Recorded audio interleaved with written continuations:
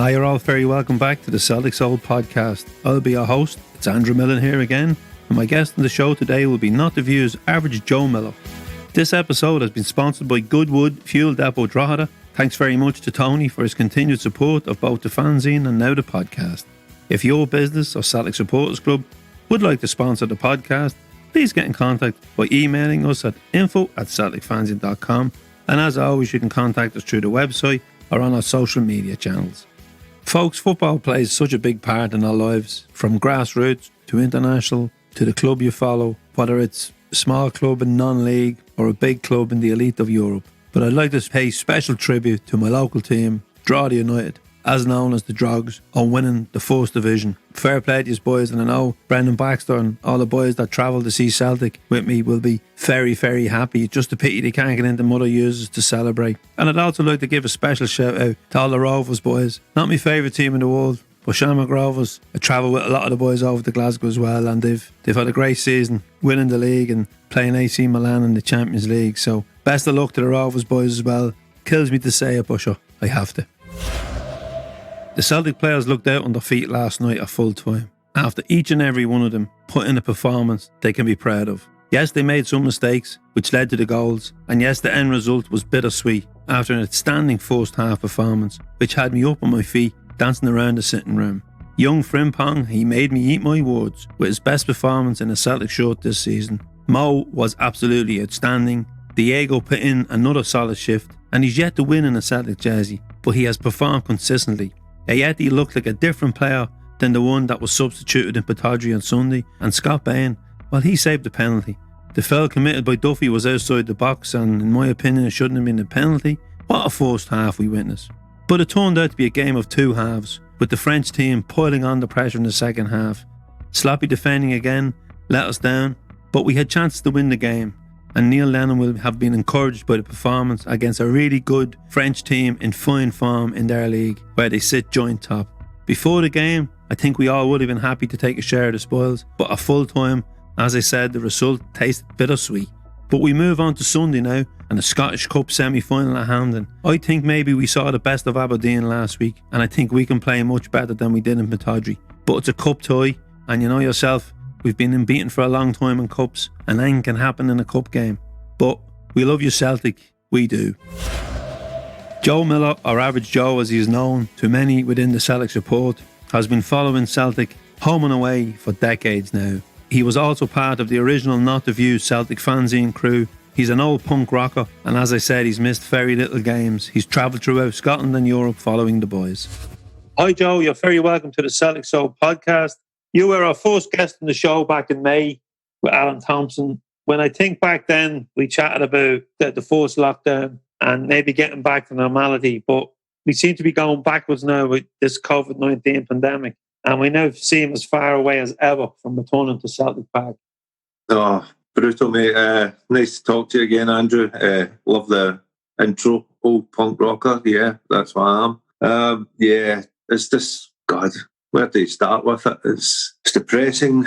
When we're going to get back to watching football again, or just any normality, it just seems to be pulling us back in again. I think the only answer is going to be a cure. Where that's coming from and who's going to be the ones who make a massive profit out of it, who knows? But yeah, we're all certainly missing the Celtic, and with a European tie last night, you all know where lots of us travel Europe is a big thing for us. Seeing new places, meeting up with friends from the travel from all over. So it was hard going watching it last night as well, as because you expect to be there. Yeah, Joe, and you're like myself. You're an outgoing person. You love getting out. You love getting to the football, getting to gigs, travelling. It is a pain in the arse. I was in Lille, Joe, when Shane Duffy had a brilliant game for us when it was Ireland against Italy.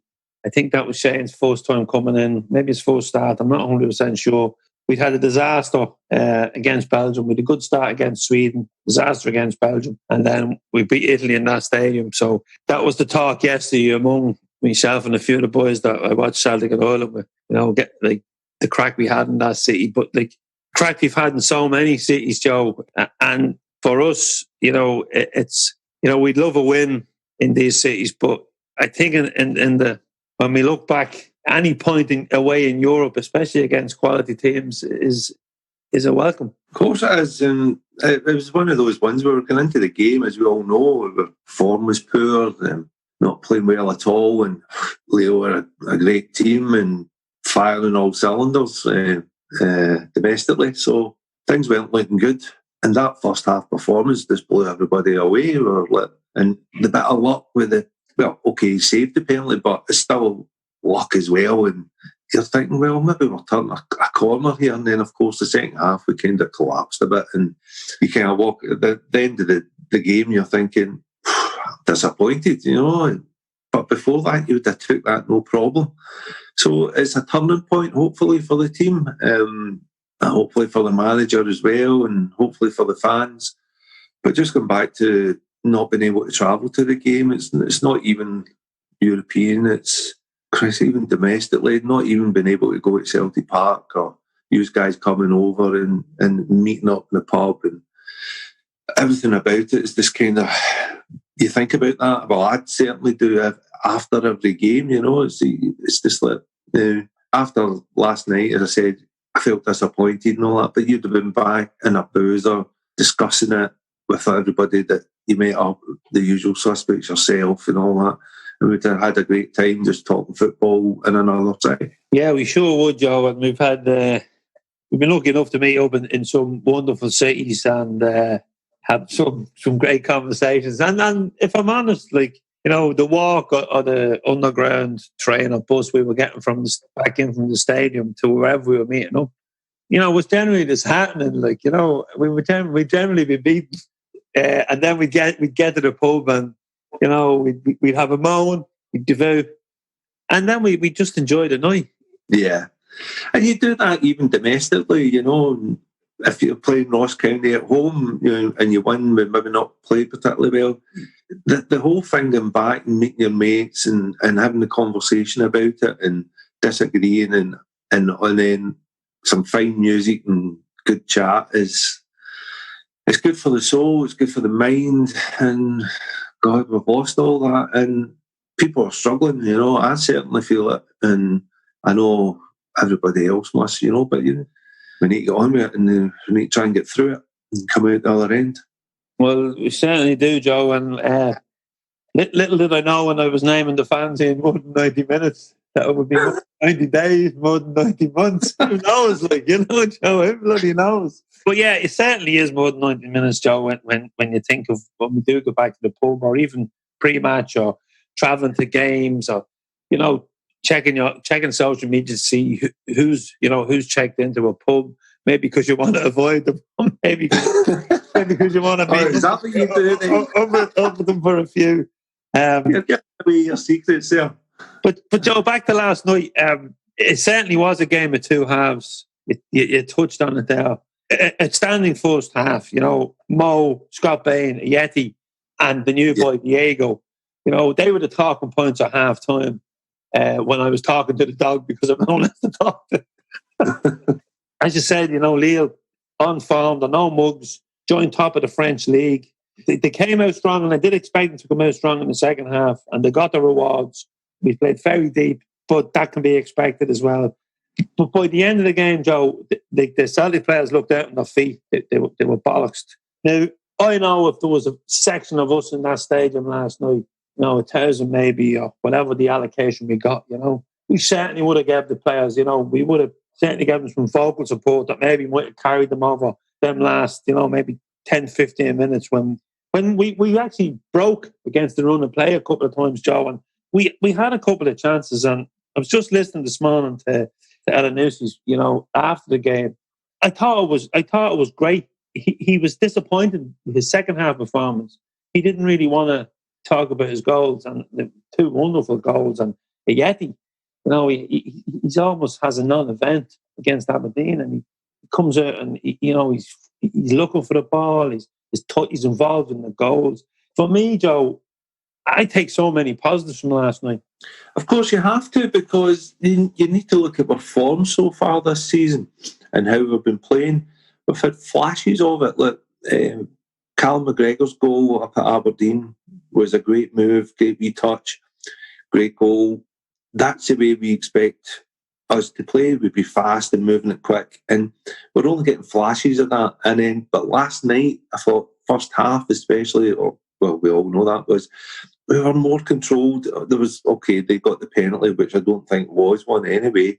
We get the save, we get good performances, and then as you say, on the second half, we're expected to be on the back foot because they need to get back in the game to push this. We had chances, and as you say, Elanusi did say, I noticed that as well in his interview, he said about it, but this has kind of been our problem this season is choices when we're in positions, be it defensively, midfield, and especially attack. We're just not doing the killer pass or taking the shot or taking the man on. But there just seems to be that lack of confidence in it, and it's happened all season, but that it's early in the season. That should come good. We've got players coming back. Lee Griffiths is back. Great goal up at Aberdeen. Tom Rogic setting up the goals. He's fast feet. So getting an Edward as well, obviously coming back. So it's getting the squad back, getting them all playing regular again with each other. Because we've just been dipping in and out with different formations, different players. And Big Ayer gets injured. So there's the bad luck coming in. Now, what do we play now? Beaton with Duffy, and then that's a new partnership playing again. So we don't seem to have this consistency of to pick from a squad and play a regular formation and players. And a lot of people are very critical of a lot of the players, and I don't mind criticism if it's set in a proper manner, but just verbally abusing players is ridiculous with no kind of content behind it. And I just feel we need a settled side to play a good wad of games. Tinker with it a wee bit, yeah, but we need a starting 11 and play it. And we will come good because the players have got the skill. Yeah, it's funny, Joe, you say that you don't mind players being criticised as long as it's, I suppose, constructive. But, last night, Shane Duffy's been getting a hard time from a section of the fans, and I've seen Shane Duffy play for Ireland, and I know Shane Duffy is a good player. You don't play in the Premier League in England if you're not a good player.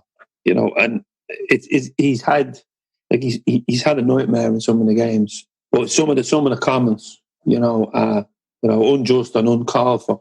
And the other one, Christie makes a big mistake last night, but Ryan Christie won't be criticised because there seems to be this, where we can criticise these players, but we can't criticise these players. I'm sure Ryan Christie, when he looks back at that, he'll be raging with himself. He won't need anyone to tell him. Maybe if he was on the post instead of where he was, but who knows? Yeah. Who knows? But there is just the criticism. But I noticed, Joe, there wasn't so many last night shouting the ball on social media because I haven't come off it, Joe, but I wouldn't. I kind of just said, after games now, I'm going to just switch off because I much prefer the conversation in the pub with the lads, And what I've done is I've gone on to some of the WhatsApp groups instead, where it's basically your mates, And I find that a little healthier. And then maybe switch it off completely and watch a bit of TV and then pick it up the next morning. And then when maybe you've time to reflect on it, and maybe see it in a different light because yourself, when you've had a bad result or a player's a bad performance, and you go to the pub, he does get it in the ear maybe, but then the next day you might be thinking, Jesus, watch the game back, and maybe he wasn't as bad as I thought, or maybe there was another player that was at fault, maybe had lost the ball before. It's all if buts and maybes, Joe. So social media as well. I agree with you on that. It's not a place to have a long conversation about things, and you're limited to what you can kind of put on, like Twitter or whatever. I like just to put on a thing. I don't like to get into big discussions about things. It's not the place for it, I don't think.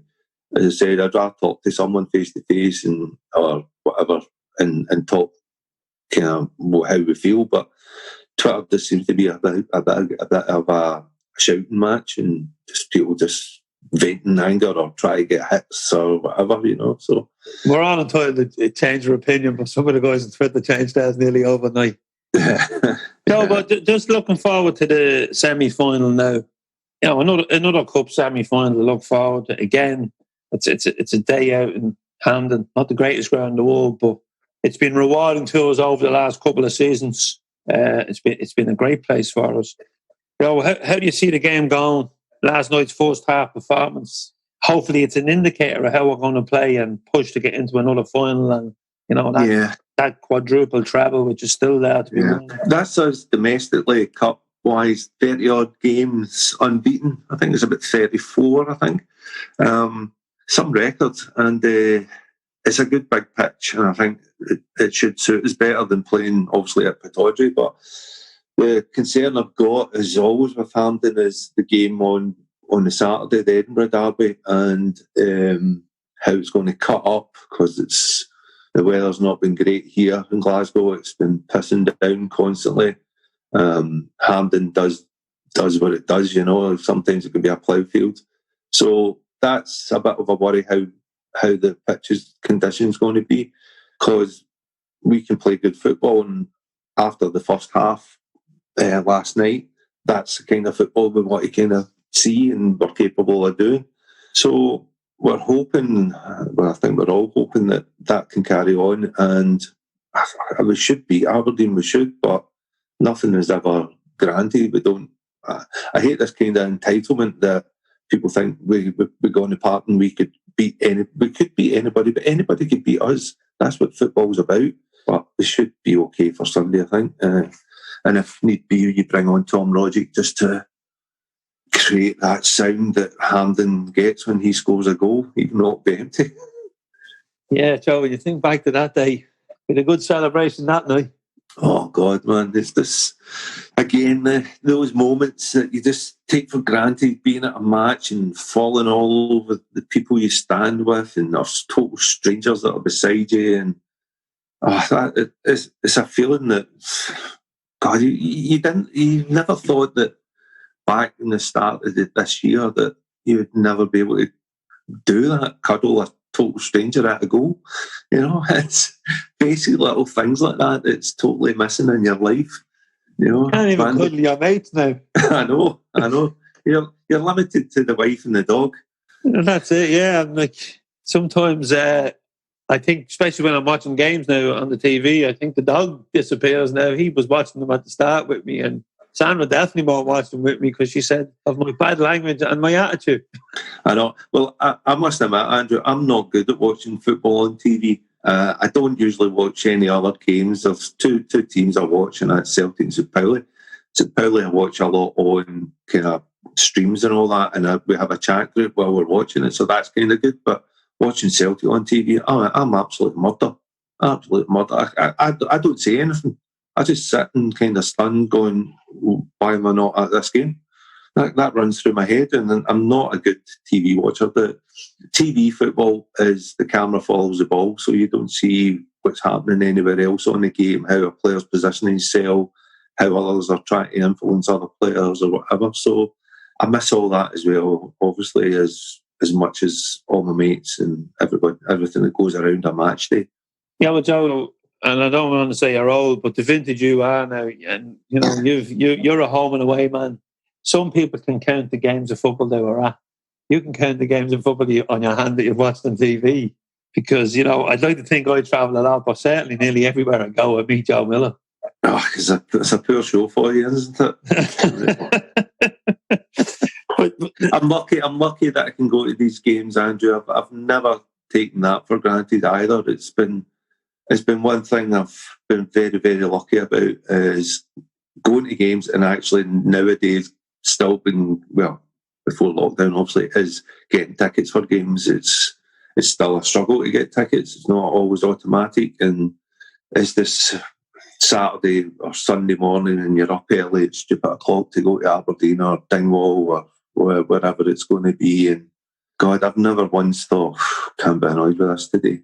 I've always found it amazing that I can do it.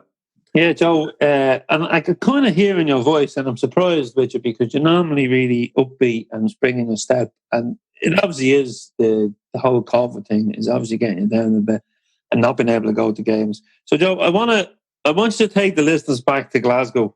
Joe Miller growing up and starting to follow Celtic, and then the story behind when you became average Joe Miller, when not a few fans in came out. And at that time, Joe, there was an explosion of football fanzines. All clubs had them. This was long before social media or websites. And fanzines were the only thing that offered an alternative outlook from the mainstream media and the Celtic view.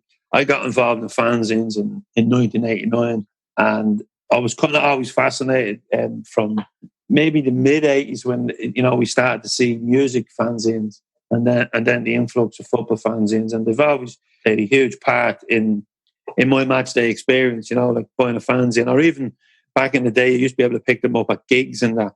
So just take us back, Joe, to those early years, the formative years for you in Celtic, and maybe give us an insight into how Not the View started and the reaction and that from it.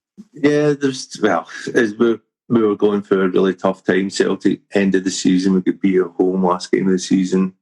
The board weren't taking us anywhere. Everything just seemed to be going downhill. Players not playing well, all went away.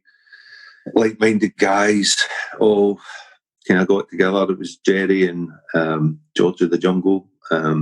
They got together, put a fanzine out.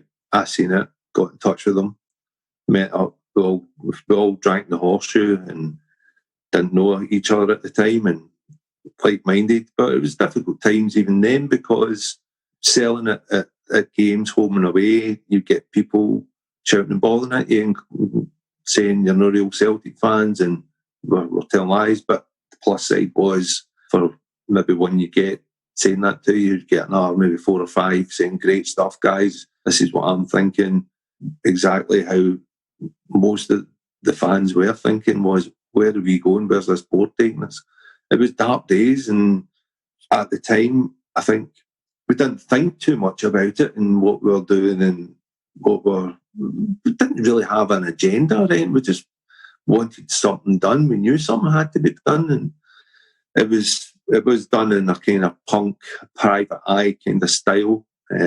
Made it really streetwise. Absolutely ripped the Huns in the media as much as we could.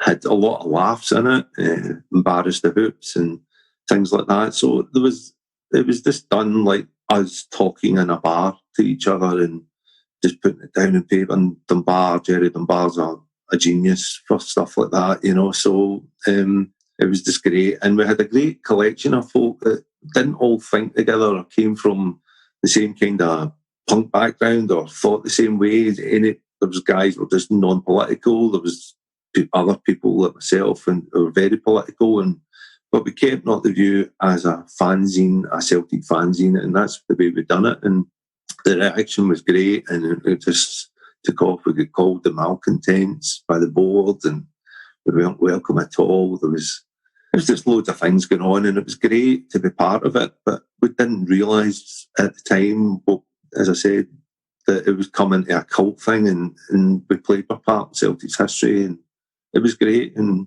it was great I see your background's got the Paradise, and we were doing that with the old ground, and I saw the shit talk about going to Cambuslang, and it was just, that old board were criminal, absolutely criminal. Yeah, the Cambuslang. I remember Henry, who's involved in the fanzine since we started more than 90 minutes.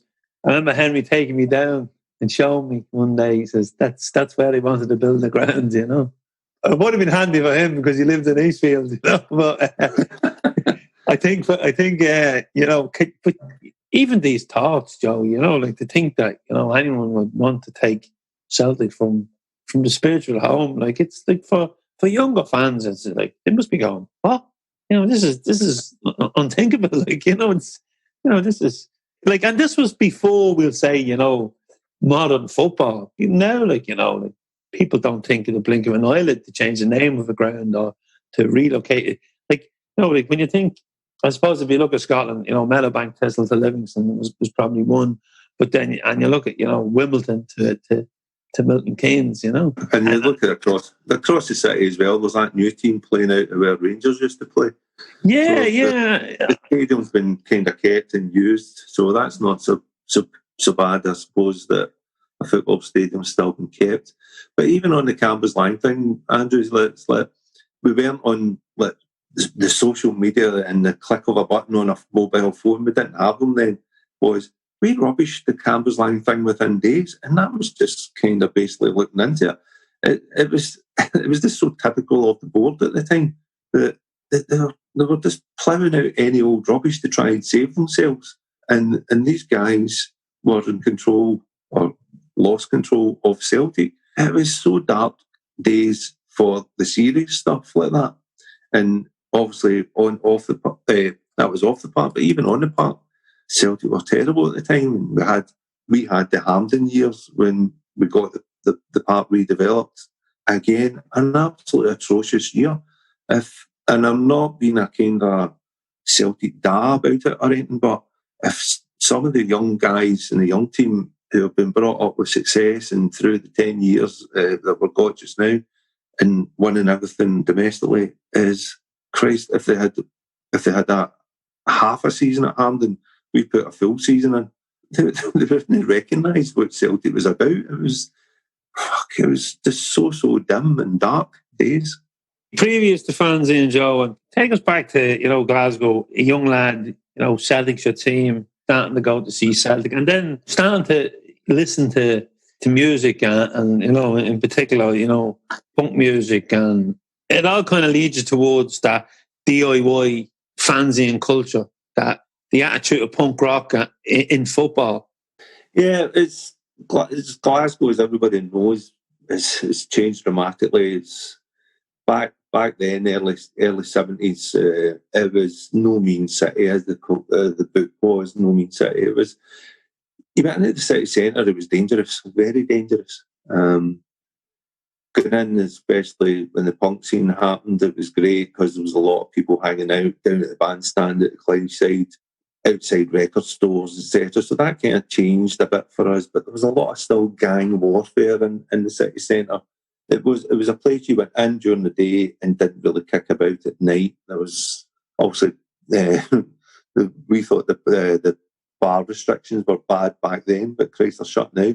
But back then, the licence laws were totally different. Like Sunday, there was very few pubs open. You went into Glasgow and it was totally deserted. So all that that was a picture of Glasgow back then. And punk was a great release for a lot of people. It certainly was for me. And I grew up with all the kind of glam rock from my older sisters and stuff like that. And I loved all that. And then the punk thing, do it yourself. And just opened up a lot of avenues for people. And getting to see bands play live, and now again I say now, but bands play all the time. People think nothing of just go and buy a ticket and go and see a band, but back then it was a major thing to organise a gig and get people to go. So that kind of DIY was fantastic, and that certainly got took into the Not the View, and as I said, that kind of kicked on. And Glasgow then, as I said, was a dangerous place, not just for going in for music or football. No, I went to the games and my scarf was tucked in my pocket as I left the house, basically, until I got to the ground, and then same again on the way back. My parents told me to put my scarf, don't wear your colours. And yeah, if you certainly wore your colours walking about Glasgow city centre back then, there's a good chance you would have got a kicking, a slashing, something. It was the city, as I said, the city centre was dangerous, but there was a cracking kind of for gigs for me was getting into the city centre. There was a cracking buzz about it, but the football was certainly dangerous then. Glasgow city centre now it's green and white, it's all these Celtic bars and stuff. I've said to younger guys and even guys of my own age, I'm like, do you remember this place back then? And it's unbelievable that you can have a Celtic bar in the city centre. That was just unthinkable back then, So that's all changed dramatically. The gig scene is superb in Glasgow, has been for many years now.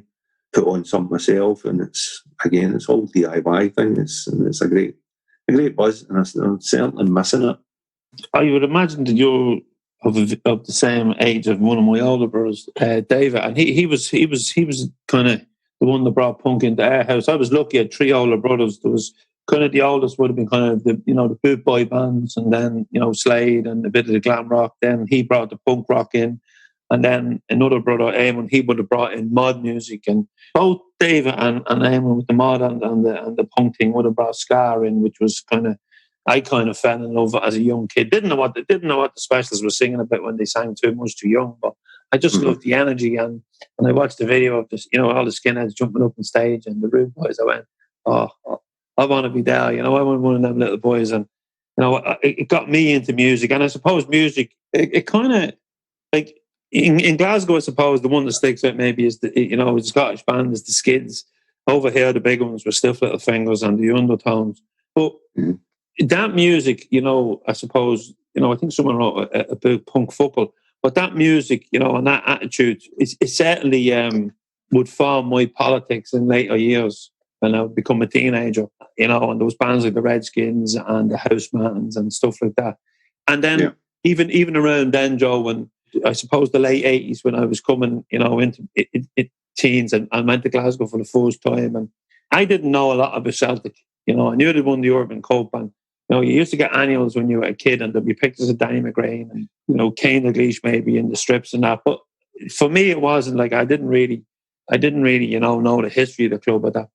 So for me, really, it was the tricolour over the stadium, the Irish connection, the couple of Irish players that was at the club that were playing for internationally for Ireland, and then each year that passed, you learn a little more.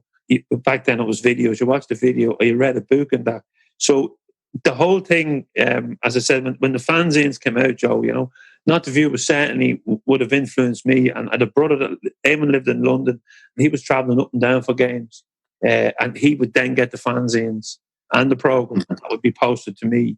So like that was kind of, and I knew when I was younger, I kind of was not seeing a Glasgow girl, but friendly with a Glasgow girl, and her father would give me the Celtic View. So they kind of formed. When I look back now, you don't realise at the time, but Celtic and music is forming it's forming your life. Little did I know that it's back then I would spend half my life in Glasgow and meeting people like yourself and that. So certainly has, and I suppose from that point of view, and I'd like to thank you and Jerry and that for what you have given the support, because it was long before the modern forms of media and smartphones, and it's brilliant that Not the View has stayed the course of time. But how this season going to fare out, Joe? Because obviously no match day sales. Yeah, Jerry put out a special edition just a few months back. Don't really know where we're going just now with it. It's quite difficult times. We're not really chatting much. As I say, the last time we sat and had a beer and watched the European Cup final. That was the last time we had a sit down together, but basically we were just catching up with loads of things then. It was in McCool's as well. Had a young footballer with us that night. Might have heard of him. Played with Celtic in Ireland. Aidan McGeady. He sat with us for a bit. Yeah. Well, his dad was with us, and then he popped in later. So brilliant! It was good having a chat with him. Aidan put up with some shite, so he did over the years for declaring for Ireland, didn't he? I certainly did. So, but that's typical. If you get any Irish background here, you do put up a lot of shite and told you're plastic paddy, or you're told to go back home and all that stuff. So put up with that many a time about where you come from and who your family are. That was Jerry and I haven't really touched base much with it. It was the big one's 60th birthday as well, not that long ago. So his memory is probably going even further than it usually does. He's losing it. So we'll see how it goes. But I kind of like the way you touch on ska and music and stuff like that as well, because I think that is it's a great kind of how black and white and it's kind of the terrorisms at the time where there was a lot of racism and stuff like that, and we touched on it a bit. We had a bad episode with Celtic fans and the Mark Bolters incident. It should never be glossed over. It should always be talked about. Yeah, of course. It was great political music then, and it was reflected what was happening on the streets. It was great. There is some bands nowadays that are still talking about idols or singing about refugees, etc. Your own Mob, Fontaines DC, great band, talking about a lot of political stuff as well. So there is a lot of political stuff, music still out there.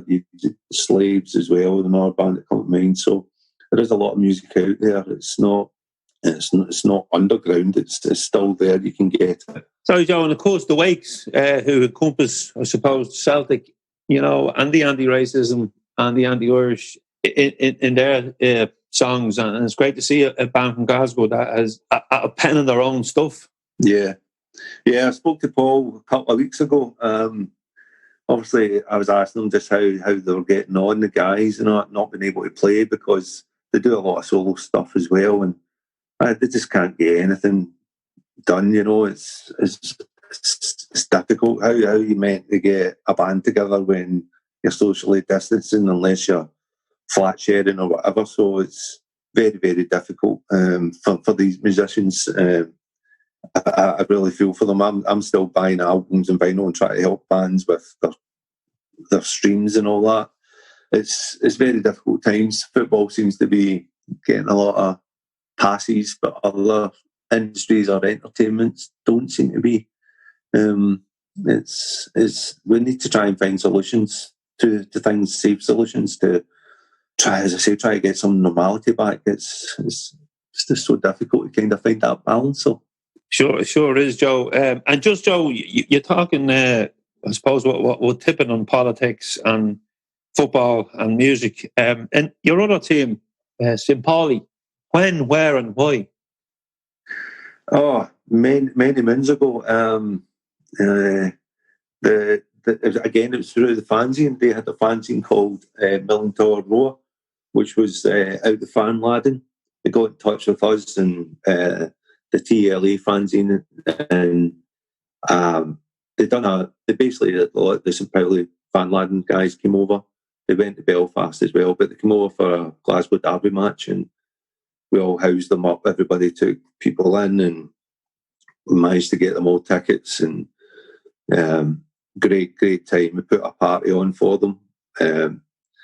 We got invited over. We played 11-a-side against them. They could come back over, played 11-a-side, and played. That friendship is continued till this day.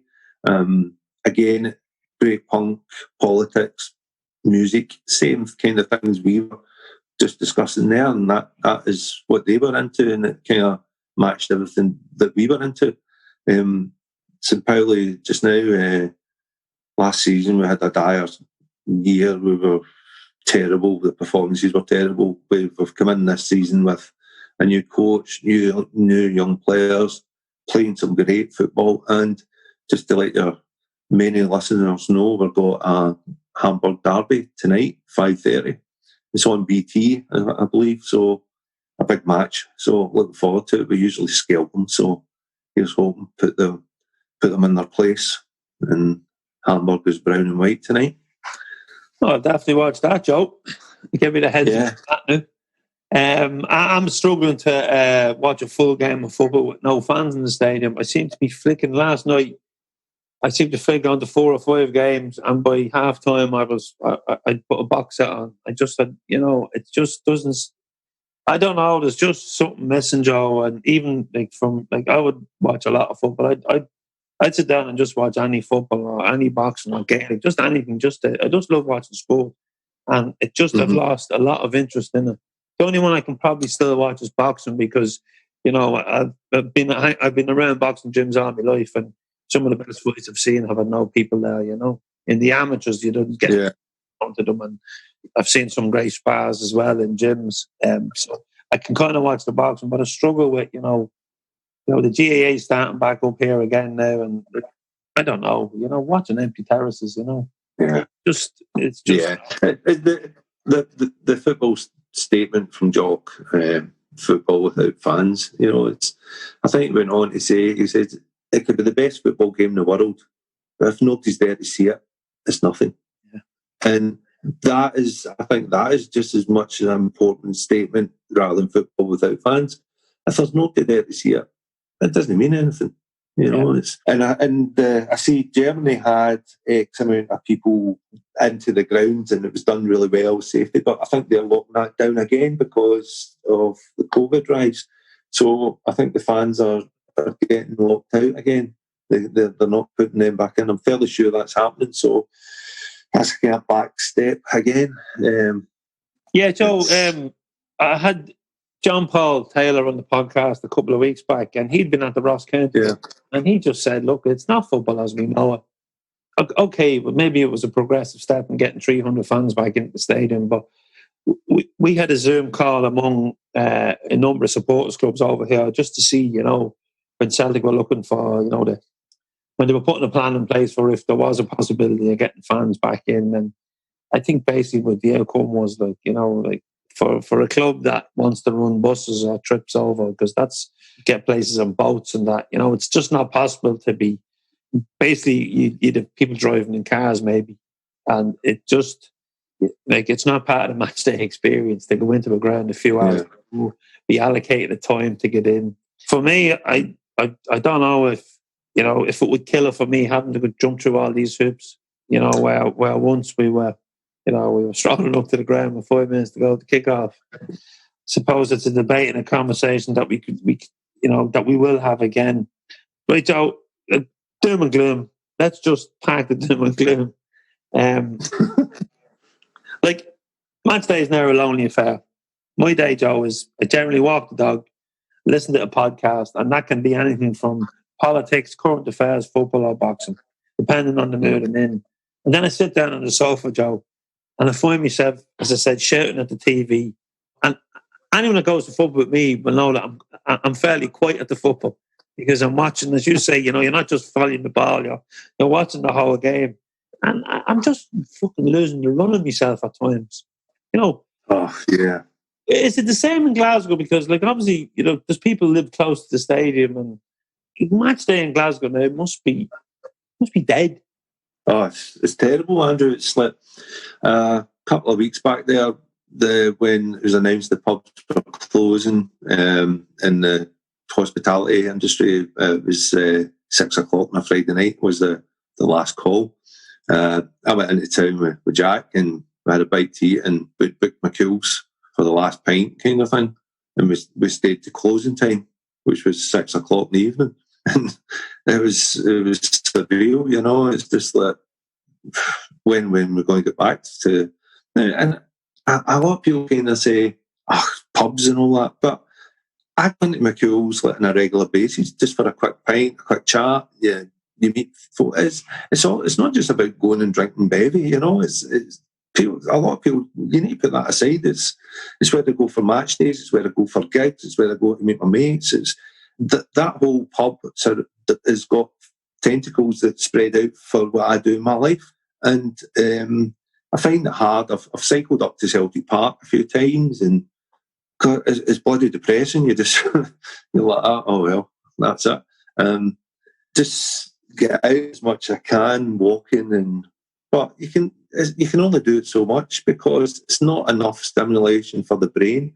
I looked a couple of weeks ago and I was talking to my mate about this. We had 4 gigs on 1 week. We had tickets for, and this was 1 week with 4 gigs and 2 Celtic games. And that's 6 nights out of 7 in a week. It was a Celtic game at the weekend and a midweek game that weren't on, obviously, and this was well. And then we had 4 to go to that week. So out of that, we had nothing, and that is a big chunk out of your life. It's a big chunk out of your mind, and there's nothing to replace that. So it is quite difficult. I know people go on about mental health and all that, and luckily I'm quite sound in mind and all that, but it's hard. It's very hard, and I know how it affects people and it can tip people over. And it's, as I say, I'm, as you know, Andrew, I'm very outgoing, and that's kind of a regular for me, that kind of going to four gigs a week or 3 gigs a week, whatever, and taking in the football and then going to the pub as well. So constantly out to constantly nothing is a hard sketch, but I'm kind of sound in mind. I'm happy, and it might not sound it, but you're depressing me. I know I'm getting it, but I'm just saying that's what we went from. So the whole hospitality industry has been wrote off basically, and a lot of the big there's all these big promoters, Joe, and when we talk about gigs and that, they've the tickets sold. They haven't really given the people the money back. These tickets are getting rescheduled and rescheduled. The gigs are getting rescheduled and rescheduled. I feel sorry for the small promoters. Yeah, of course. Yeah. You run events, you've done gigs the same as myself, but as well as that, the musicians and the DJs, the bar staff, the waitresses, these are the people that are the companies will probably get a few bob to get themselves back up and running, the big companies, but the smaller ones will go by the wayside, and the independent promoters and bands and what like. So that is a big that's going to leave a huge void for people. And how to come back from it, I don't know, because there are a lot of places have put in what they were told by the government for safe opening, and I know a few guys in the industry, and they've done really great. There's certain pubs I would go to, and there's certain pubs I wouldn't go to because I just felt that they weren't doing it. But the pubs I drink in regular were absolutely great. The way they had it all structured and set up, they'd spent a lot of time and a lot of money to be told within a week or a couple of days, right, actually closed again. So I think there has to be an adult conversation about this and a structure set up that. And then, as I said, this is the argument. A lot of people just say, "Oh, can you not go without a pub?" It's not about just a pub. It's not just about going and drinking and getting drunk, because it's not. That's not what we're talking about. It's a whole social network that goes with it. So I just feel it's. Personally, I feel we're going into a complete lockdown in November. I can't see it changing, but we're in one here, Joe. Almost, apart from schools are still open, construction is still going. Some shops are still open if they're deemed to be essential shops. Yeah, good man, Joe. But Joe, let's just park that, right? Because I want to bring you back to a happier time, Joe, right? I've just started up my time machine, okay?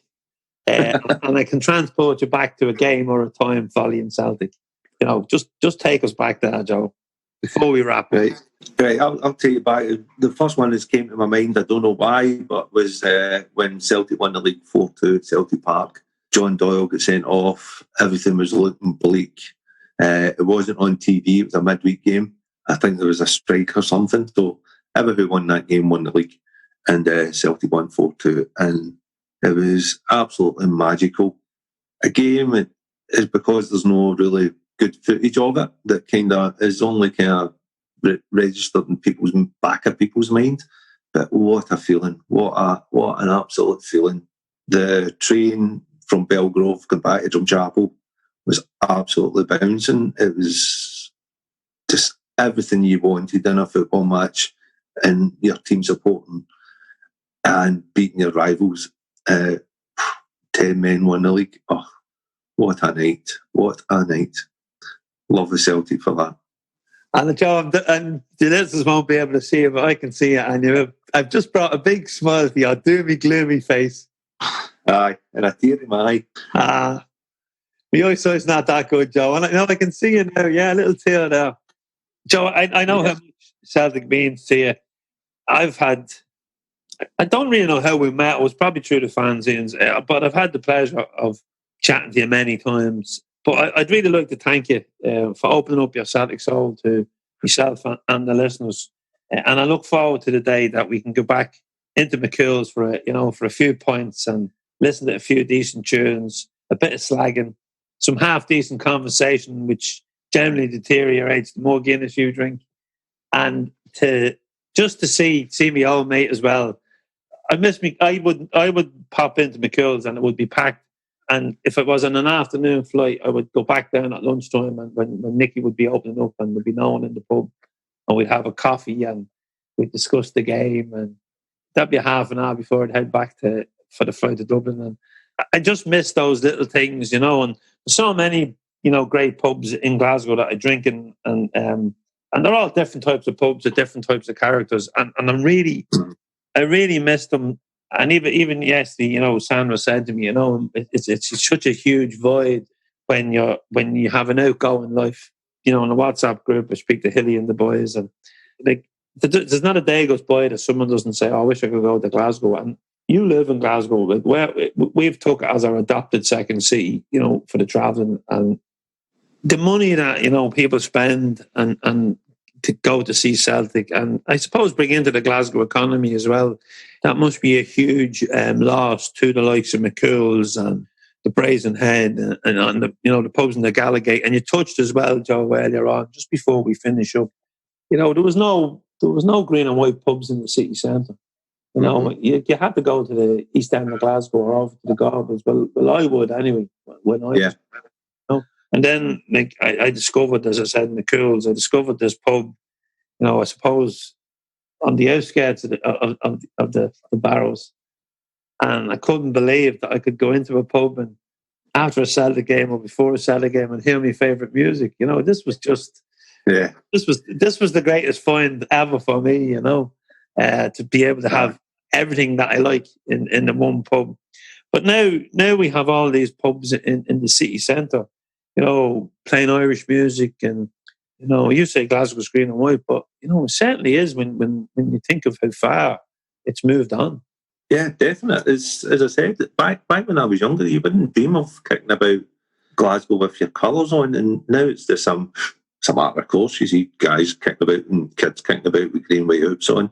As I say, it kind of happened and started with the theme pubs, the kind of Neil's and stuff like that. And I remember saying at the time, I didn't mind that. A lot of people going, it's not a real Irish pub or whatever. I'm going, it's going to attract Irish black people with Irish background as a step into the city. As I said, it kicked on from where we are now. It's you feel, I'm not saying safe, but it's you walk about Glasgow no problem now, and you can wear your colours, and it's not going to be as it was in the early 70s.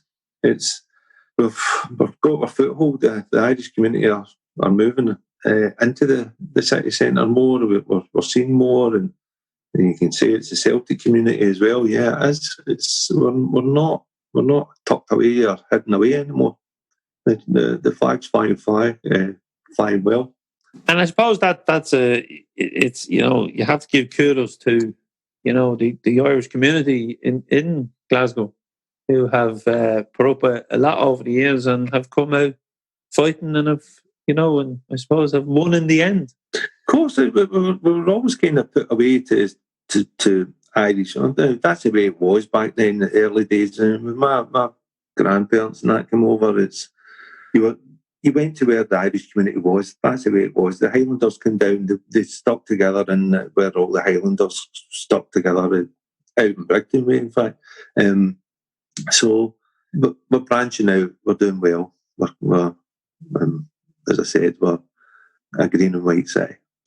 Well, Joe, as I said, it's been a pleasure, and we leave it here, and we leave it with the final words that Glasgow is green and white.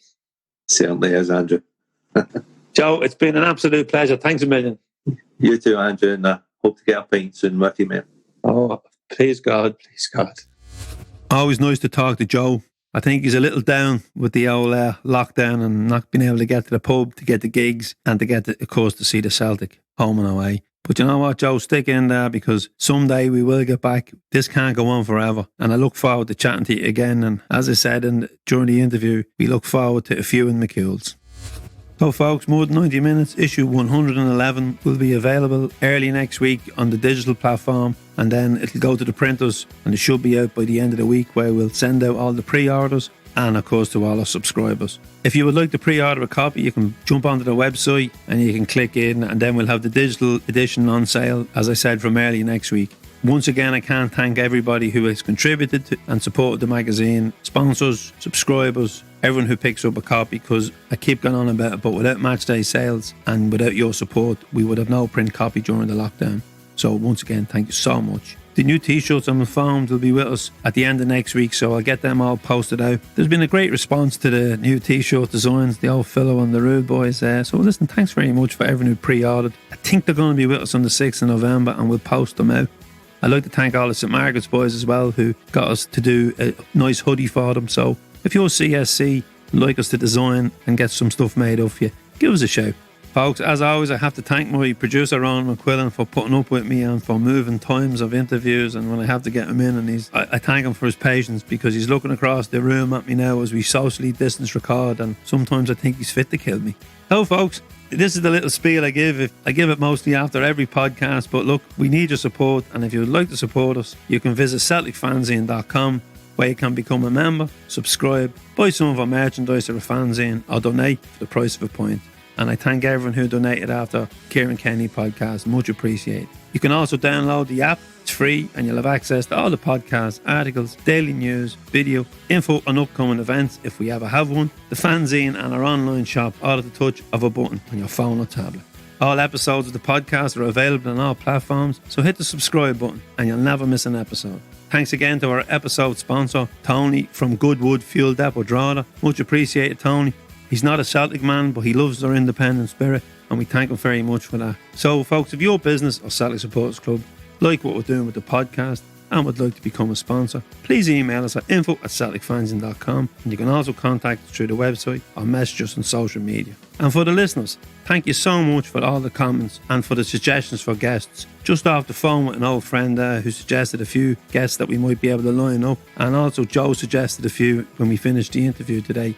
So I think you're going to be happy with the guests we have over the next couple of weeks, if we can just get one or two of them over the line to confirm, because we're trying to go a bit left field as well and get guests that maybe aren't on the mainstream media shows. So folks, we will be back on Tuesday with episode 38 already. We'll have another guest, and they'll be opening up their Celtic Soul to us. We'll look back at the Aberdeen semi-final, where hopefully we'll be celebrating getting to another final. It won't be the same not being in Hampden, but sure, look, it is what it is, and we'll be there virtually to support the boys. So folks, enjoy your weekend. I know we can't go to the pub and we can't do a lot, but listen, try and stay positive, because in the end of this, when we're all back in the terraces and back in the pub together down the road, we look back at this and go, how the fuck did we get through this? Stay tuned, stay safe, and keep the faith.